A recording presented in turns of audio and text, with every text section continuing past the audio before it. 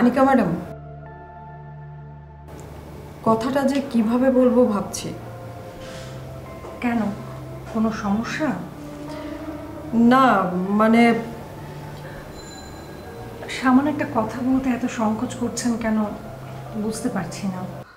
মানে আমাদের শিল্পী আজকে হঠাৎ করে একটু অসুস্থ হয়ে পড়েছেন, তো আজকে সে আসতে পারছেন না।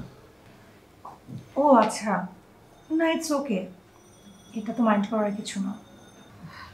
সরি, আপনাকে অনেকক্ষণ বসিয়ে রাখলাম, সেজন্য আসলে আমি লজ্জিত, ক্ষমা করবেন আমাকে। এত লজ্জিত হওয়ার কিছু নেই, আমি আসি আজকে। Thank you.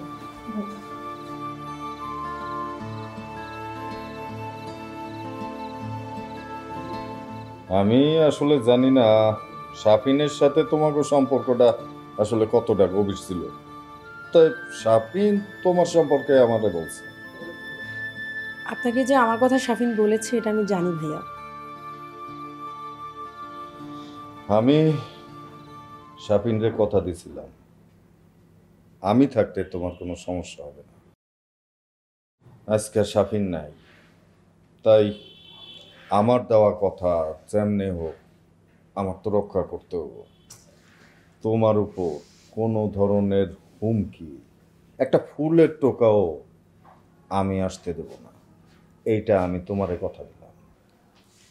আপনার প্রতি সেই বিশ্বাস আমার আছে ভাইয়া। কিন্তু তুমি নিশ্চিন্তে তোমার ব্যবসা চালিয়ে যাও, কোনো সমস্যা নেই। কিন্তু মনোবল প্রচণ্ড শক্ত থাকতে হবে, মানে নিজেই খুব স্ট্রং থাকতে হবে। সেটা কিরকম ভাইয়া? মানে তুমি সাংবাদিকদের সামনে অলিরে নিয়ে যে সব কথাবার্তা বলছো, তার কারণে তোমার উপর যে কোনো মুহূর্তে আক্রমণ হইতে পারে।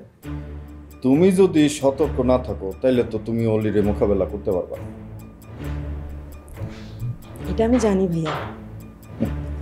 তুমি যদি নিজে প্রোটেকশন না দিতে পারো, অন্য কেউ এসে কিন্তু তোমারে প্রোটেকশন দিতে পারবে না।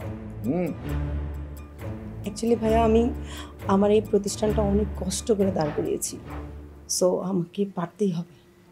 গুড, তোমার মেন্টালিটি অনেক স্ট্রং, আমার বিশ্বাস তুমি সেটা পারবা। আমার জন্য দোয়া করবেন ভাইয়া।